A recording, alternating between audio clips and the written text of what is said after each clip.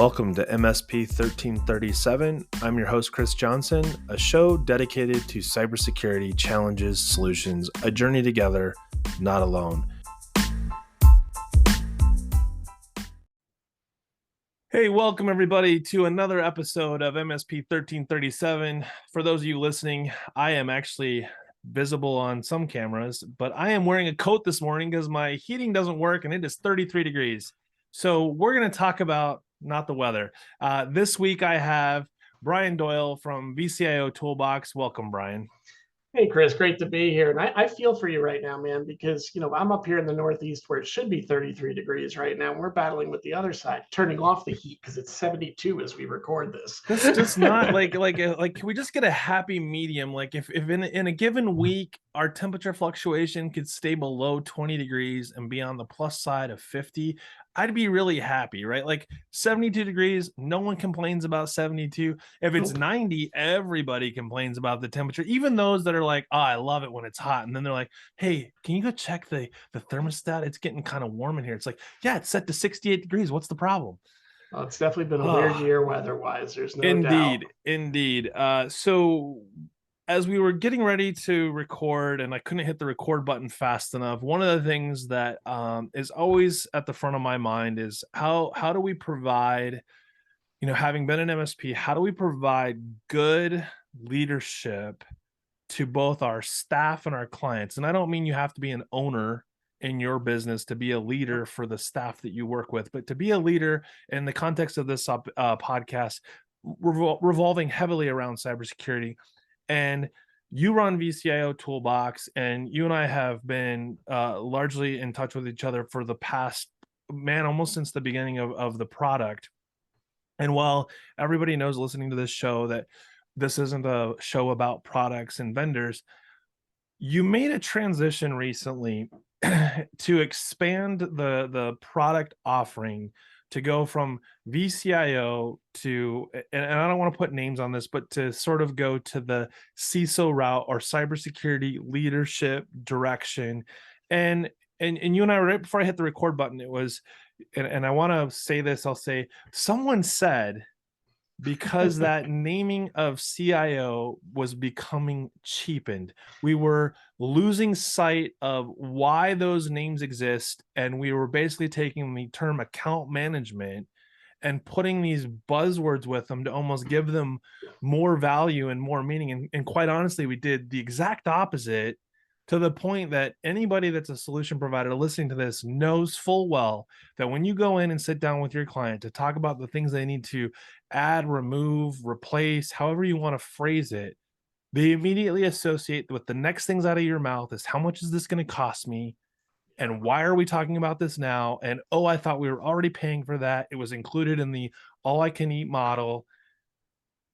Help me, Brian, transition to your thought process of you knew that you needed to expand, and it wasn't just like because you wanted to capture a new market segment. It was tied to something, and I'll let you explain it because I know I'm hitting on hot buttons. Look, it definitely going to keep away from making this a commercial, so please, for anybody that feels it's going to be that way, please sign up today for vCIO Toolbox. Just saying, okay, all right, got that out of the way. Really where I was going with this, when we set out to do vCIO Toolbox, it was really coming from a mission that we saw that leadership was not being covered enough by the MSPs. Just in general. Yeah, just in general, right? So the earliest entry into the market, obviously the QBR was easy because MSPs at the time, we started launching this product in 2019, give or take. When MSPs were coming in there, they were really focused on the QBR process, but more just getting re-engaged with their clients. And it goes back to something that I've unfortunately seen as a trend in the MSP space, which, and take it the way you want to here, guys out there listening, but the cheapening of the vCIO role. Cheapening. Yes. When it first started out, it was meant to be a little bit of a leadership role. But I think some people experienced where it got a little too techy for our customers. And we shifted it to account management. And I'm not saying that's a spot that it shouldn't be, but not all account managers are created equal, right, Chris? You've got really good account managers who have been in the industry, who understand the business side of life and understands what the small business customer needs are. Then there's another set of account managers, which tend to be salespeople that were good people, could manage a customer relationship, but couldn't sell. So they were put in positions where they could have a little bit more authority. But the challenge is what is the definition of the role? And I have MSPs coming to me all the time going, well, who should be the MSP? And I simply say this: those that can command a room, that can drive, conversation with business people and not be intimidated by those business people, and are not just trying to sell as the frontline tactic of their QBR, let's say, right?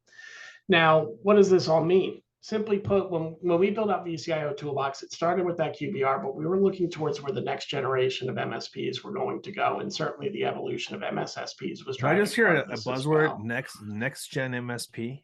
Next gen Is that MSP, no does doubt. that come with like some behavior type analytics, and it checks in with a server somewhere, and we no longer need Something like that. I'll actually give you a simple definition of what that is. okay. It's simply an MSP that's evolved past getting their service delivery right, right? Because as we're all starting as Okay. MSPs, number one thing we have to do is work on our deliverable. We have to get our standard operating procedures around delivery and servicing there. And now we start building our account teams and start looking at how to reduce any attrition we might be having. And that's really where the next generation MSP is saying, well, what can I do to do that? Especially since I'm not fixing stuff anymore. So, well, that's a whole, we could do a whole series on, I don't swap out hard drives anymore. What do I do with my downtime? Yep. But if we rewind for a second, I want to unpack a little bit more the account management role, because I think almost all industries, all verticals have some sort of role that involves account management. We see it in the medical space where someone's reaching out on the billing team, letting me know that, hey, my account needs to be paid and I haven't done it. But then you've got what we've seen largely in the solution provider space is an account manager is not just responsible for like checking in with clients, they're responsible for sales and becoming a technology expert and all kinds of different things. So part of me says, if I think about account management for what it should be, it's someone who is checking in with the pulse of the client. They're not the sales rep. They're responsible for, hey, are you happy? How are things going? Is there anything that we need to be aware of that's coming up, like an office move, or maybe you've decided to grow the business, but it's not a I'm a technology expert and I've got to figure out what server needs to go in your environment or what cloud services you need to buy. And I feel like, and they're not in sales by all, like they Yep. might say, hey, something's up for renewal, just FYI, I'm going to send over the invoice, not a quote. They're not providing that guidance and oversight largely. Like, and I'm not saying that you can't blur these lines. I'm just saying, like, if I try to understand account management by itself, then we can make, oh, well, that's not necessarily a high level role within your organization getting paid, six figures to go out and close more business. They're the ones making sure that you can keep going out and closing more business. Yeah. Is that fair? Because I feel like we've just done a terrible job of naming convention across the board, to your point Well, of it's fair, and to even throw a little bit more confusion into it, part of what you described there, many MSPs are now starting to create a new role for called customer success manager, right? Or the customer success person, who they're the ones that are actually staying engaged with the yeah. client to just see how they're doing and doing those touch bases. We But then had we you, had one, even I'll even give you one up, the idea. So QBR, like we can't yeah, have it called that anymore because that's business review, which is associated with money. We're yeah, going to call it a QSR, quarterly service review. Like, are you happy with the services? So again, largely these are self-inflicted wounds on something that no one else is actually even throwing the weapons of destruction at you, but you're choosing to believe that they exist solely on the merit of, I think this is why we're not doing well in this area. There's no data support it. right. And when you talk about the account manager role, I'll kind of come at it from this perspective: what should the account manager role be slash vCIO role be, right? It really comes down to is us looking from a different lens and saying, what is it that the customer wants, right? A lot of people are going into these events trying to demonstrate value by showing, here's all the things we did for that money you pay every month, and this is why you should care. But at the end of the day, the business owner, after one or two meetings like that, doesn't care anymore, because what they're really concerned about is, what's in it for me? how am I going to make my business better? So if I was looking at who to bring in as account manager, it's got to be somebody that's in tune with the voice of the customer and is thinking about things and being an advocate back to his company or her company on the concepts of, hey, this is what the customer wants. How do we help them get there? Right. The see the outcome rather than the path or even the tools and services that might require or enable us to get there.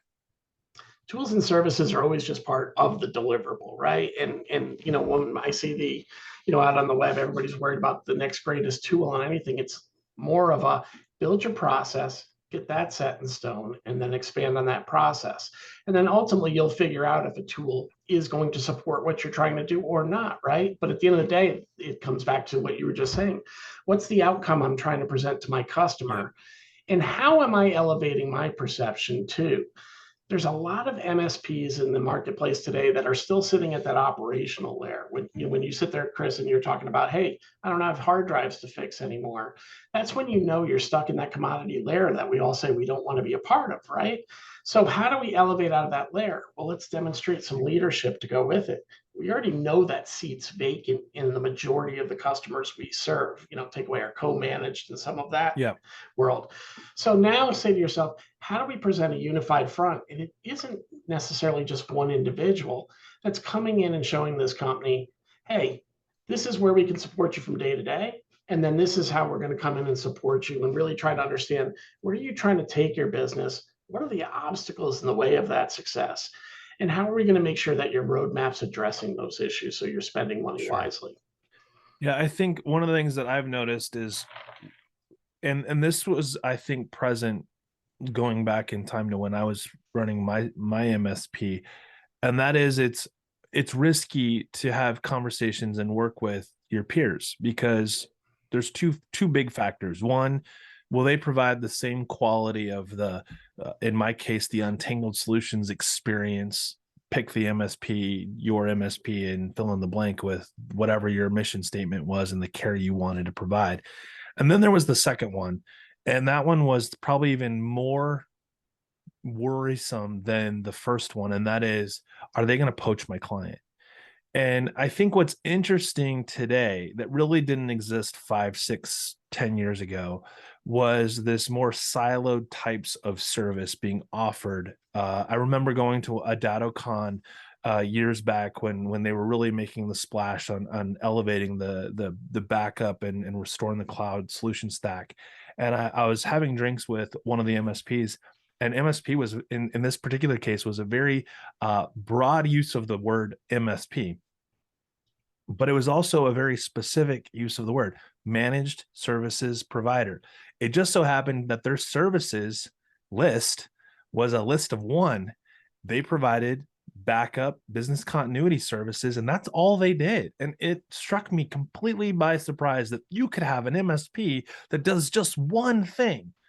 Fast forward, and largely MSSPs and your VoIP providers and some of these other types of businesses are very, very siloed. And we saw this like, oh well, they're going to come into my space. We saw it with the copier industry, and the reality is, it is difficult today to do very many things in our current threat landscape well, like we could years ago. To your point of, yes, all of the MSPs I'm competing with can swap out hard drives. They all have the 00 Phillips screwdriver, right? They all have the Torx screws, whatever it is.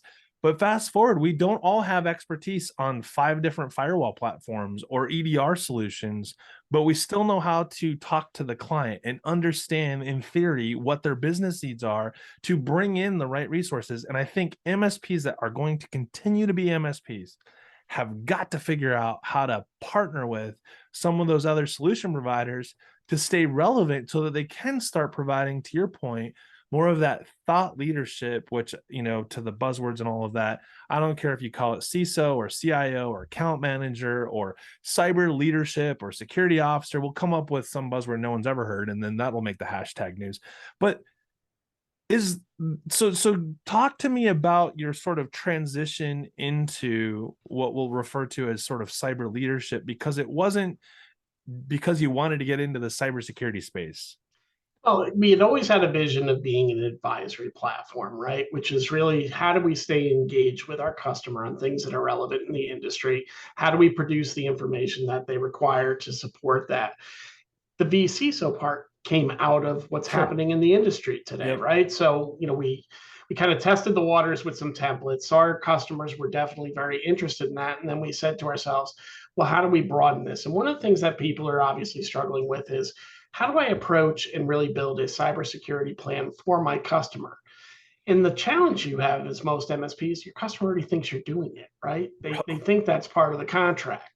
So All we have inclusive hard drive replacement is in fact cyber leadership. Right. So we have this new challenge, Chris, right? Where not only do we have to go out and show our customers that there's new and emerging threats coming at them faster than they expected, that even if they're not a targeted threat, they have to be worried about non targeted attacks.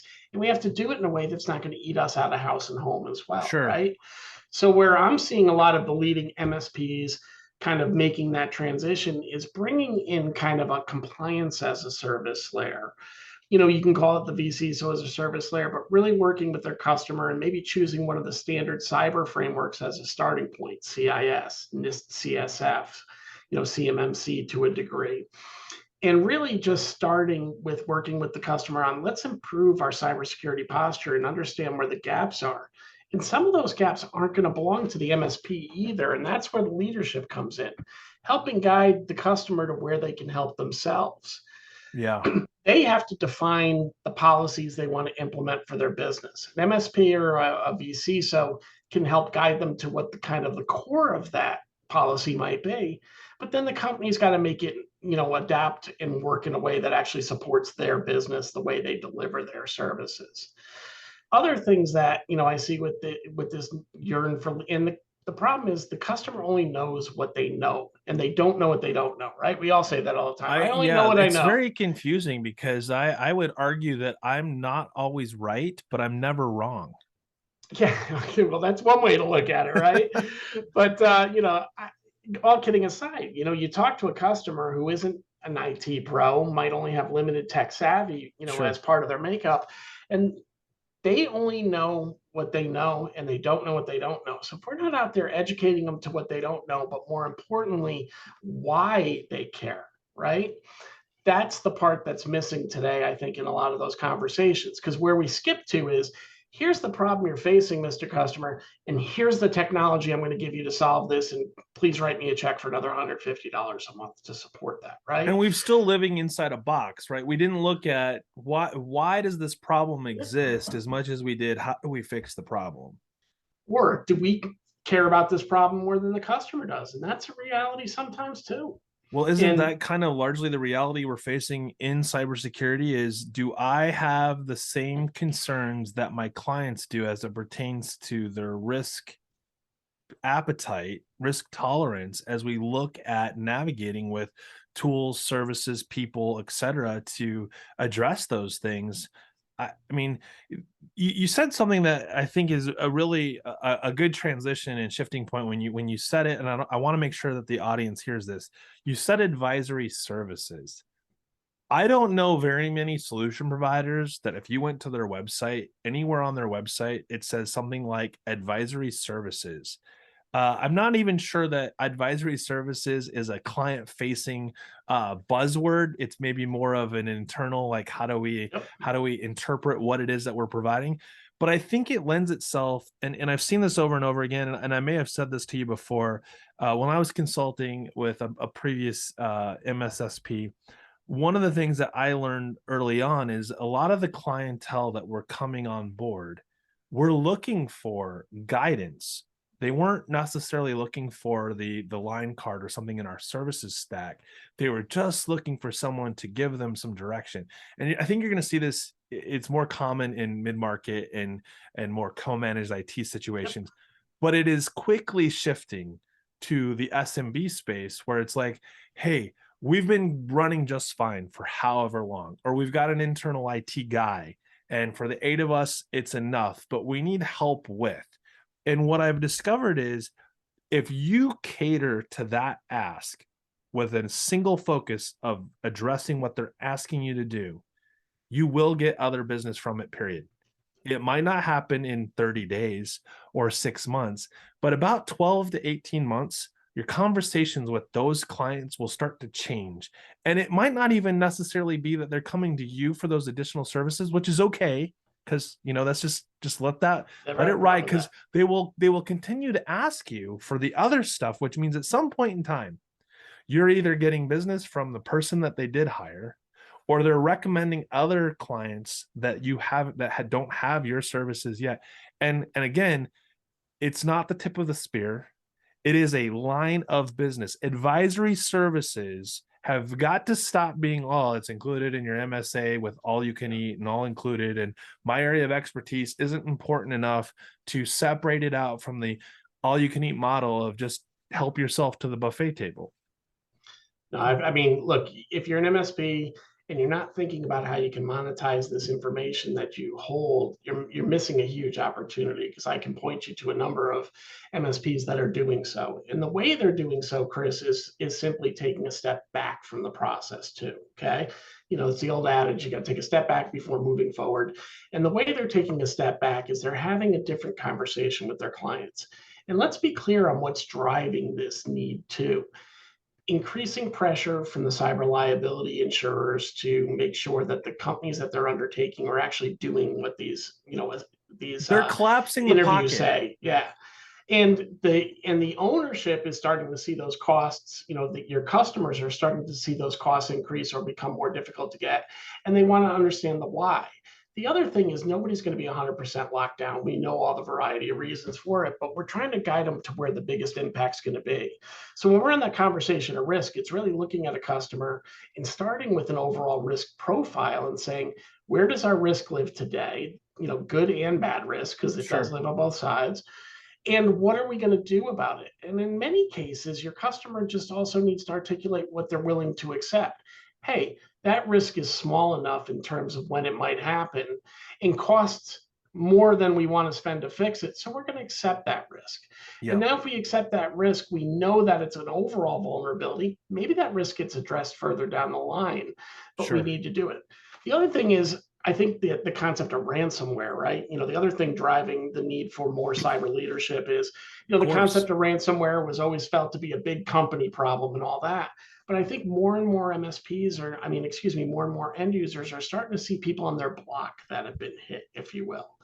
And Yeah. again, if you look at CIS implementation group one as an example, they dictate this is the level of compliance that you should be looking at if you're a small company under 250 people who do not have IT staff or security staff on site and are generally at risk of non-targeted attacks, right? Right. So really, it's just, hey, if you left the front door a little bit open and we happen to have a bot that scans that it's open, well, we may do something with that port, right?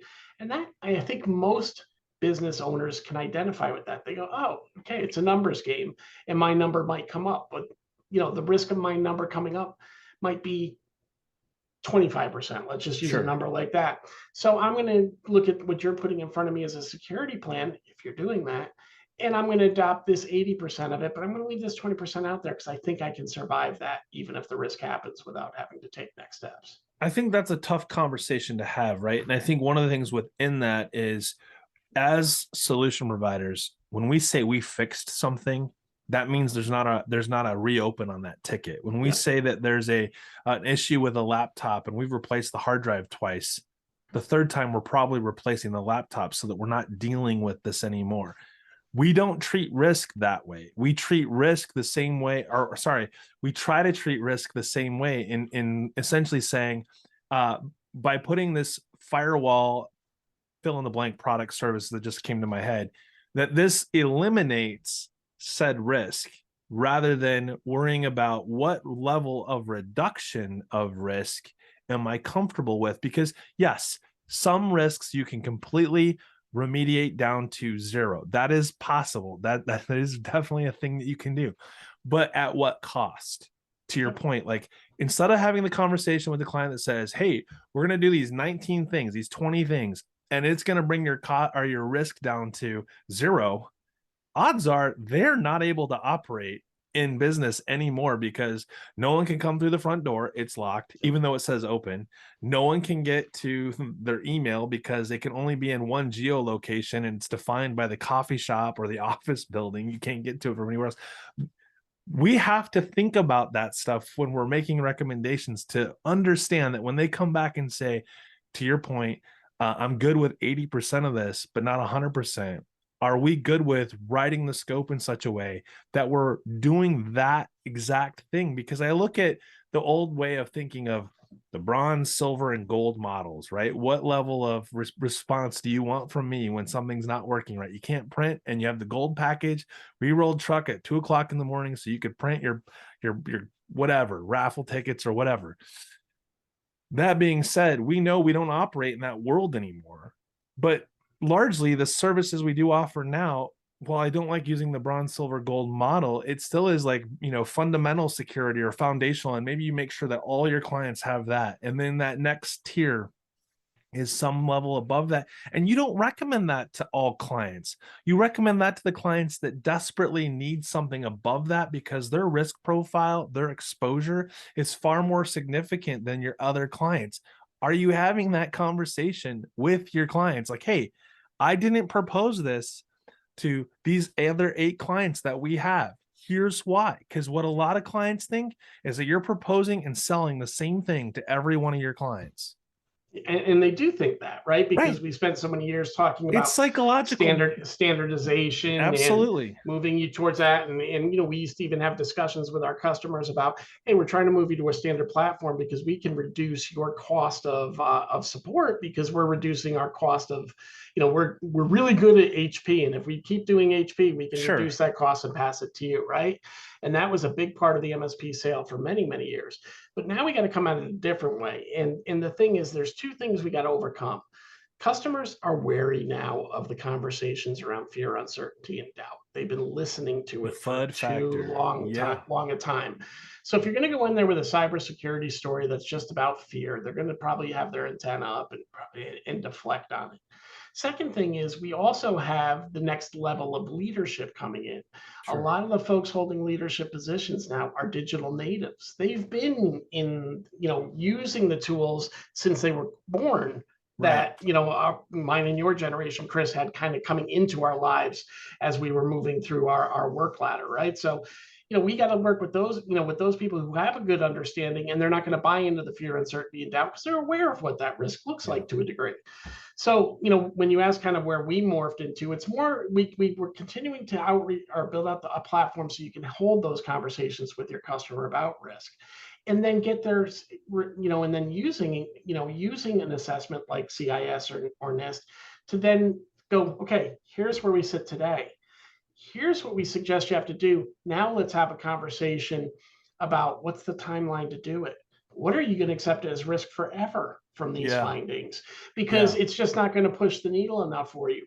Will your insurance company allow you to accept that risk and know that you're not going to get a claim built there? Because as long as everybody's on the same page, the lines in the sand are drawn, right? And that's really where we're seeing a huge opportunity for the MSSP or the MSPs today is really getting that kind of infosec management process, if you Sure. will, and call it vCISO as a service or compliance as a service if you have to follow into regulatory, and kind of staying on this plan.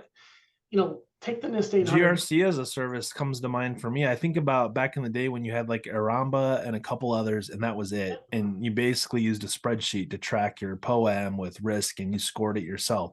Now, everybody that can build software that's available online or otherwise has a GRC of sorts to consume.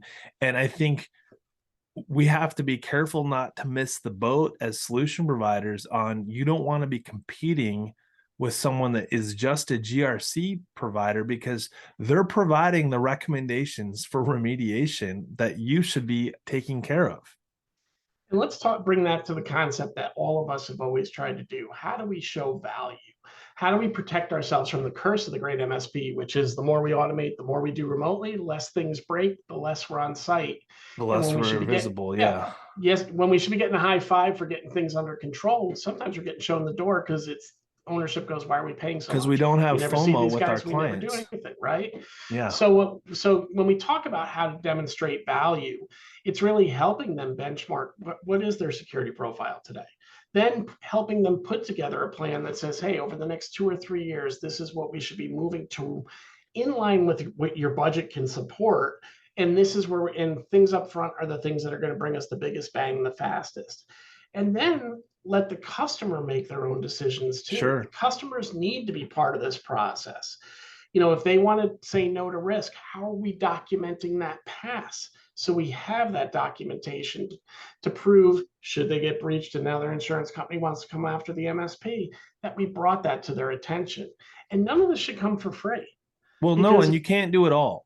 I mean, yeah, let's be clear. Like, I mean, when someone comes in with the grand proposal of here's all the things we're going to do to dial you in, protect you, and I'm sorry you had a bad experience with your previous MSP. We're here to make you feel better. It's not a model that says we've brought your risk to zero and things are going to be hunky dory from here on out. No, by the way, if we aren't talking to you at least every Monday, you should consider firing us too, right? Like that's not.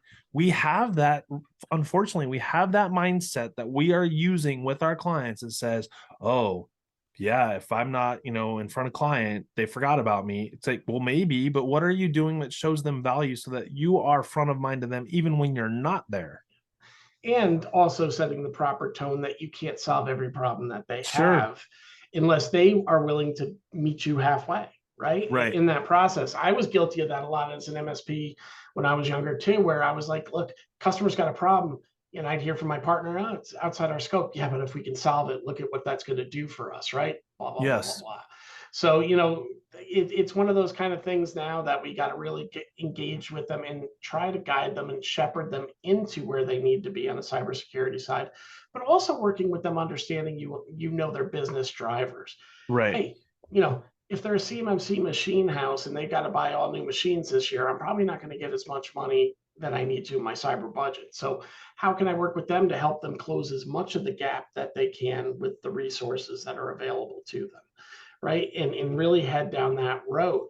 It goes to it's the same way in terms of, what we have to respond if we're regulatory bound. One of the most amazing stats I saw was that the NIST 800-171, it was over 75% of submitting vendors said they were at 100% of Wow. meeting the 800-171 standard. So Wow. 100% of hitting about 170 standards right on the head, businesses of all sizes. And that was Wow. one of the challenges that they found in supporting that, because there were these gaps that weren't written into it. So now they're looking at, the way you report those gaps and how you follow up with the body. Hey, we want to see your POAM. We know you're Sure. not at 100%. And then we want to see your POAM, which you're defining how long it's going to extend. But whatever you say you're going to do in that POAM, you're actually doing it at those intervals that you say that you're going to, right? You're showing demonstrated progress. You're not being egregious in leaving the door, the barn door open. Well, it's funny you say that. So I've been working on the upcoming refresh or reboot to the CompTIA Trustmark, and so we've been looking at different frameworks, different guidance from different government agencies, and just kind of, how do we make this the best that it can be. And one of the things that I was reading, and I was thinking this came from, I wanted to say this came from NCSC, and they were talking about like purpose, scope, and applicability of doing the assessment. And the thing that struck me that was really interesting is what it is and what it is not. And so like purpose, it's intended to help inform and make expert judgment on the state of the environment, like the current posture at the Mm-hmm. time. And then it says what it is not: a checklist to be used in an inflexible assessment process. And it kind of goes through this. Like the last one is the applicability, which is kind of interesting, designed to be widely applicable across different organizations, but applicability needs to be established. We all can relate to that. But then this is my favorite part of what it is not: guaranteed to apply verbatim to all organizations. We do this to ourselves as solution providers. Like, well, if these 5 clients have it, they all have to have it. That doesn't Yeah. make any sense. We've got to do a better job of elevating that, to your point, with advisory services, looking at the outcomes of what the clients actually need, allow us to enable them to make decisions that we have no business making on their behalf, so that they do get the 80% and accept the 20 or whatever the percentage is when it comes to Yeah. risk. We all end up with a better posture, I think, when we look at it through that lens. We are running out of time. Brian, what is sort of the one thing that you want to leave behind with the audience? This has been a great conversation. I think the gist of this is you need to be providing advisory services to your clients and to your own staff to make better decisions as it pertains to outcomes. And please, please, please make sure you're creating some sort of budgeting. This should be a thing that you're charging for. This is not a free service. You've spent too much time becoming an expert on swapping out hard drives to just leave that on the table when you're not swapping hard drives anymore. Yeah, I mean, my one takeaway on this is go have a conversation with your customer, understand where they feel security fits into their business, and if they're feeling it as a pain point. And if they are, that's where an MSP can have the conversation and say, look, we can do more. But the Right. way we can do more is together, and there's a process to do more. And it's a joint process. We can't do it for you, right? And Right. that's where we get into what you were saying with all these assessments and the flexible and inflexible components of it. This is where we can then work together to say what's right for you. I used to always say two accounting firms of the same size that look exactly alike, 10 people, one primary accountant or something like that, can be totally different based on how Sure. ownership feels about risk and security, right? Yep. One could be like, I want to do everything I can to protect my customers' data. And the other one's like, hey, if something happens, I'll get new customers, right? That's right. So we got to look, we got to get in our customers' heads and try to understand, what do they want from their security program, and then build one and tailor it to them. It reminds me of the DIY model. So in this context, it's you can do it yourself. You can do it with us together. We can do this Yeah. together, or you can, we can do it for you. If we do it for you, it is a significant increase in cost. If we do it together, there might not be a difference in cost that you're paying to us because some of these things don't necessarily have to cost more money. It's just we're not giving away our knowledge anymore. That's important that we're not giving that away. Then the third one is they can do it themselves and they can determine whether or not that cost is something that Yeah. they want to take on. And when we do it together, everybody knows who owns what risk. And now we can articulate back to the people we need to articulate back to our Absolutely. insurers and be able to say, look, this is the accepted risk that we're taking on from those customers. As always, Brian, this has been a great conversation. For those of you listening, thanks and have a great week.